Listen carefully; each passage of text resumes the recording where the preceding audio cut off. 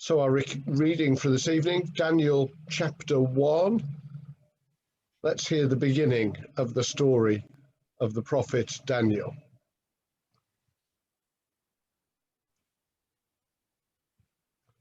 In the 3rd year of the reign of Jehoiakim, king of Judah, Nebuchadnezzar, king of Babylon, came to Jerusalem and besieged it. And the Lord delivered Jehoiakim, king of Judah, into his hand, along with some of the articles from the temple of God. And these he carried off to the temple of his God in Babylonia, and put in the treasure house of his God.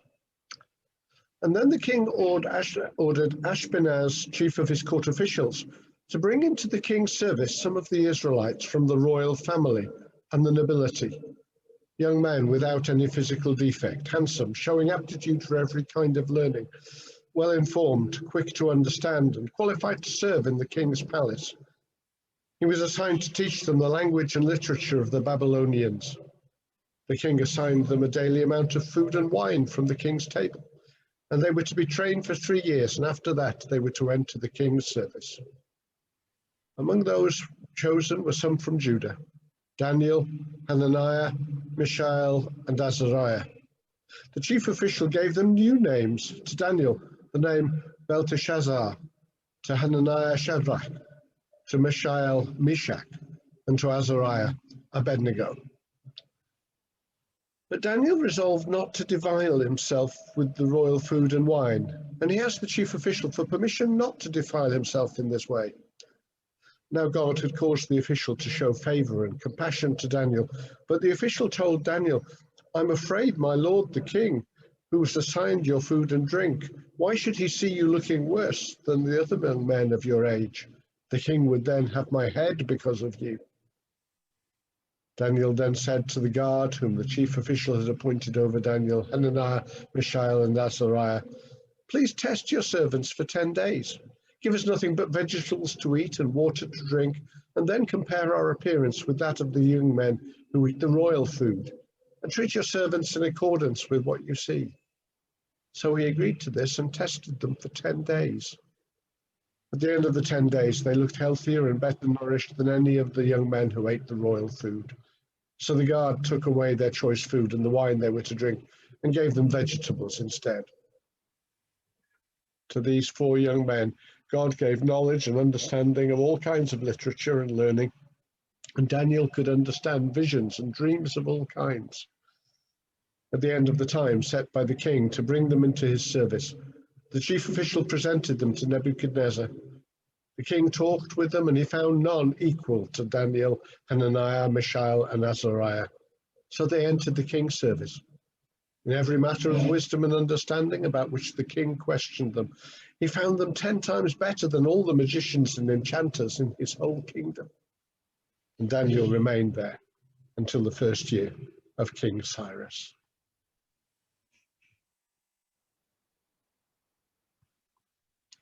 So here we have the story of Daniel.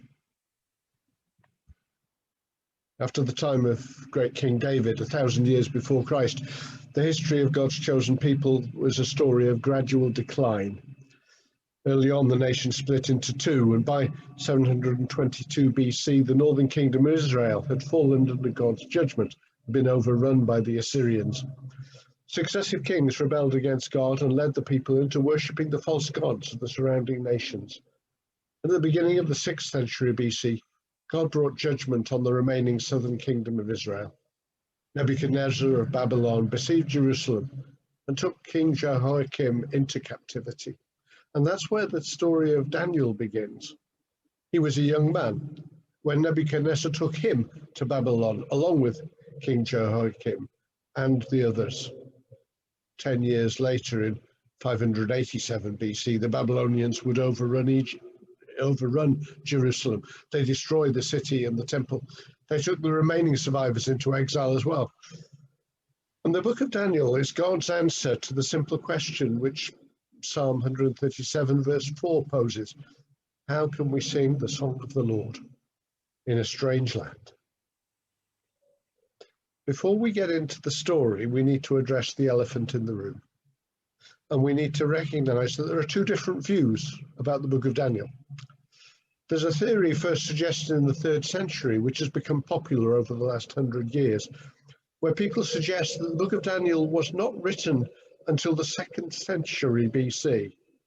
And that was in a time when the Jewish people in Judah were experiencing fierce persecution by Antiochus Epiphanes, king of the Seleucid Empire in Western Asia. And some interpreters think that the book of Daniel was written specifically to encourage the Jews in those times of trouble. They think that Daniel wasn't a historical figure, but instead a creation of fiction, or maybe an inspiring legend. These interpreters think the stories of Daniel and his companions were simply made up to encourage and inspire Jews to stand firm in their faith in the face of the persecution. Many people now understand Daniel that way. But on the other hand, the traditional view is that Daniel was a historical person in the time of the exile. The events in the book of Daniel actually did happen as they are described, and this was all written down in the 6th century BC in Babylon to encourage the Jews who were in exile in that generation. Certainly the Jewish Bible includes Daniel alongside the other books of histories, the writings, even though our English tradition puts Daniel among the prophets. The New Testament treats the book of Daniel as history, and Hebrews 11 includes closing the mouth of lions and surviving through flames in its list of Old Testament historical events, even though these only appear in the book of Daniel. Mainstream church has always understood Daniel in this way, as history. And more than that, it's very hard to see how the stories of Daniel and his companions would have encouraged Jews in the 2nd century BC if everybody knew that they were fiction, then they'd only just been made up. So I want to say up front that I'm convinced by the traditional understanding of the first half of the book of Daniel as a historical narrative of things that actually happened. That's the assumption which will underlie the early sermons in this series. I'll have more to say about the different kind of literature which we find in the second half of the book of Daniel when we get to it. But for now, let's see what we can learn from the stories, from the example of Daniel, which I believe happened as we read it. How can we sing the song of the Lord in a strange land?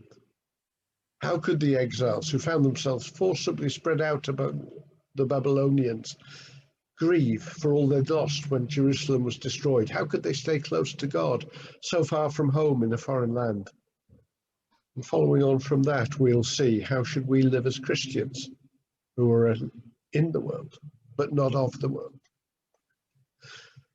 The prophet Jeremiah gives us one answer to these questions in a letter he sent to the exiles in Jeremiah 29. This is what the Lord Almighty, the God of Israel, says to all I carried into exile from Jerusalem to Babylon.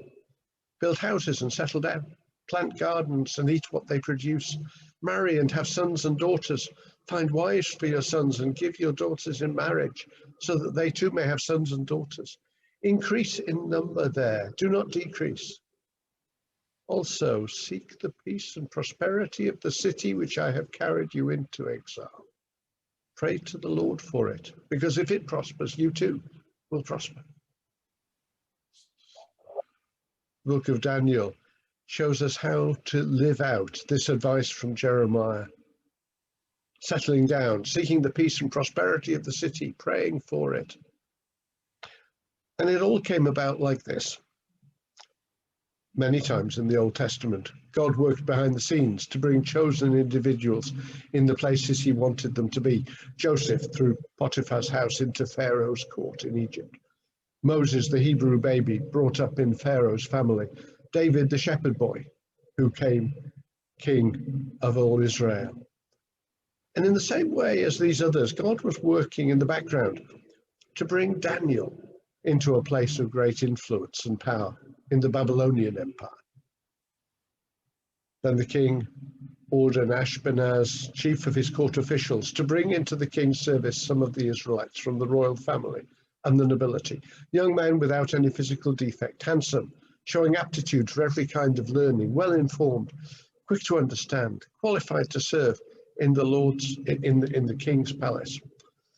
He was to teach them the language and literature of the Babylonians, and the king assigned them a daily amount of food and wine from the king's table. They were to be trained for 3 years, and after that to enter the king's service. Nebuchadnezzar's chief of staff selected a number of talented teenagers they were to be trained to work in the palace, and they would become anything from attendants or scribes or advisors, even diplomats, provincial governors. They were the individuals from the exiles who were most likely to be the natural leaders. They came from the royal family and the nobility. They had the intellectual abilities necessary to master the language and literature of the Babylonians. And by treating them royally, the king was turning these potential enemies into his allies. It's a very shrewd process of assimilation. And to reinforce their new allegiance, they were given new Babylonian names. 3 of those Israelites we remember more by their new names of Shadrach, Meshach, and Abednego. The 4th kept his Jewish name, Daniel. And Daniel and his companions were perfectly happy to be recruited into this process. It was an excellent expression of the principle of seeking the peace and prosperity of the city. And there's nothing at all wrong with Christians using their natural abilities and working hard and pursuing careers. Although Christians are aliens and strangers in the world, we should also be seeking the peace and prosperity of the city where God's placed us, praying for the community and the society God's put us in, because if it prospers, we too will prosper. It's usually right and good for God's people to get stuck into their communities, to work at their careers. But Daniel chapter 1 gives us an inspiring example of one individual who recognized that there should be limits to the ways in which we should fit in to the world around. Daniel stood up against the process of assimilation in certain ways. He dared to be different. In the first place, he was given a new name, Belteshazzar. That means a priest favored by Bel, and Bel is the name of a Babylonian god. So it's understandable that as far as he could, Daniel insisted on keeping his Jewish name, which means God is my judge. And then Daniel took a stand on another issue. Daniel resolved not to defile himself with the royal food and wine. He asked the chief official for permission not to defile himself in this way. Now God had caused the official to show favor and compassion to Daniel. But the official told Daniel, "I'm afraid of my lord the king, who has assigned your food and drink. Why should he see you looking worse than the other young men of your age? The king would then have my head because of you." But Daniel had felt it would be inappropriate for him as a Jew to enjoy the fine dining of the royal food and wine. It's not that there was anything bad in those foods in themselves. This was nothing to do with the matter of ritually clean and unclean foods as laid out in the law of Moses. Daniel could easily have been selective and only eaten the foods which Jews were allowed to eat, the clean foods, and rejected the others. We also shouldn't read into this the kind of issues related to eating meat which had been offered to idols, which the Apostle Paul addresses in Romans and 1 Corinthians. And in addition, there's no implication here that drinking wine or other alcoholic drinks would in itself be wrong. But at the same time, Daniel wanted to make a stand, showing his loyalty to God and to his own people by not accepting the royal fare he was offered. He chose instead to eat very simply, to demonstrate that he was different. And there are times when God calls us to stand out as different in all kinds of ways. For me, I remember one time when I was representing my university at my chosen sport, and there were certain parts of the after-match activities, shall we say, which the team indulged in, which I just refused to take part in. For many Christians, there are limits they would put on the kinds of things they might be prepared to do to further their careers. Uh, God's people should always show the difference Jesus makes to our lives. We should always refuse to compromise, even if sometimes that just means not doing something, not because it's wrong, but because as Christians we are different. Daniel knew that God wanted him to make a stand over the foods he ate. He followed his conscience, and God blessed Daniel and his companions in that. Daniel said to the guard whom the chief official had appointed over Daniel, Hananiah, Mishael, and Azariah, please test your servants for 10 days. Give us nothing but vegetables to eat and water to drink, and compare our appearance then with that of the young men who eat the royal food, and treat your servants in accordance with what you see. So he agreed to do this and tested them for 10 days. A simple little test. For Daniel, an expression of loyalty to God. And we read that at the end of the 10 days, they looked healthier and better nourished than any of the young men who'd ate the royal food. So the God took away their choice food and the wine they were to drink and gave them vegetables instead. Those 4 dared to be different. And God blessed his servants for taking this stand. Essentially, they just adopted a vegetarian diet or possibly even a vegan diet, such as is becoming very popular today. And the Daniel diet probably was healthier than the eating patterns of the others, fed the very rich foods and lots of wine in the Babylonian court.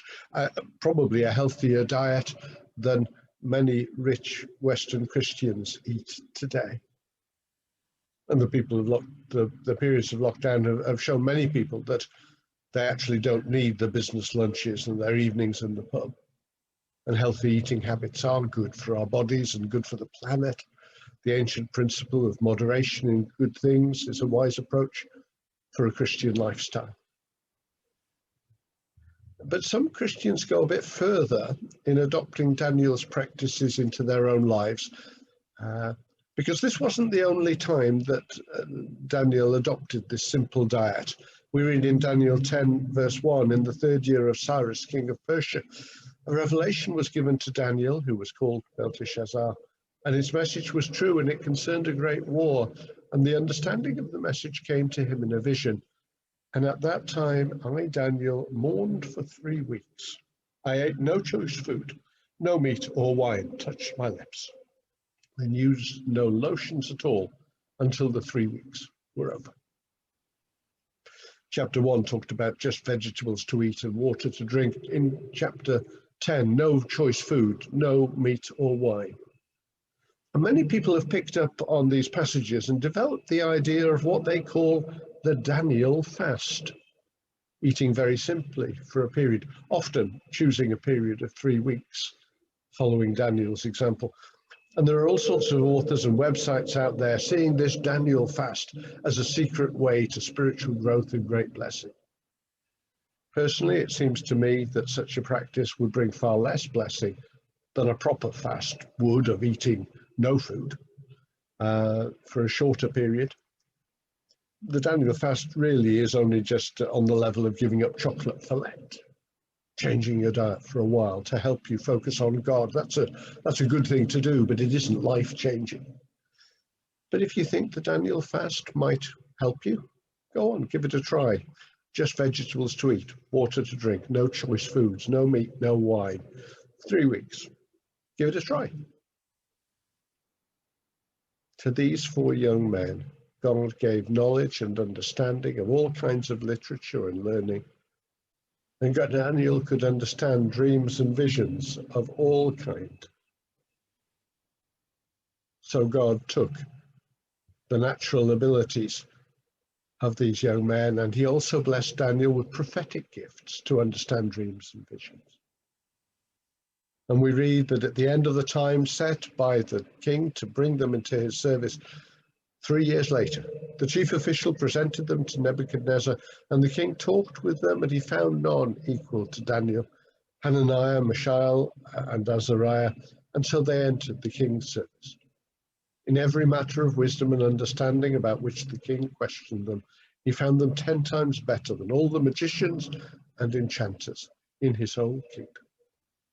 Daniel and his companions took a stand over something as simple as what they would eat or drink. They stood out, and God blessed them for it. And there are times when Christians should refuse to blend in the world around, to stand up and be counted as Christians. God will be glorified in our witness if we too, like Daniel, dare to be different. Let's take a moment to reflect on what that might mean in our lives.